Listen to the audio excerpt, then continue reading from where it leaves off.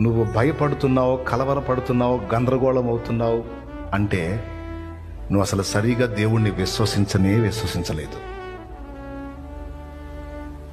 కలవరాలు మొత్తం తీసి దేవునికి అప్పచెప్పేసి ప్రశాంతంగా అంత తిని నిద్రపోగలుగుతున్నావు అంటే నువ్వు పక్కా దేవుని మీద డిపెండ్ అయ్యావు. హల్లెలూయా. అయిపోయింది. ఇంక నీకేం చెప్పేది? నీకు అప్పులు అంటావా, నొప్పులు అంటావా, కిడ్నీలు చెడిపోయినాయా, గుండె నరాలు బ్లాక్ అయినాయా, నువ్వు ఏం సమస్య, హెచ్ఐవి పాజిటివా, క్యాన్సరా, లివర్ క్యాన్సరా, బోన్ క్యాన్సరా, బ్రెయిన్ క్యాన్సరా, క్యాన్సర్ గడ్డలా, క్యాన్సర్ కణితలా, లంగ్ క్యాన్సరా, ఏంది ఊపిరితిత్తుల లంగ్ క్యాన్సరా, ఏం చెబుతావు చెప్పు.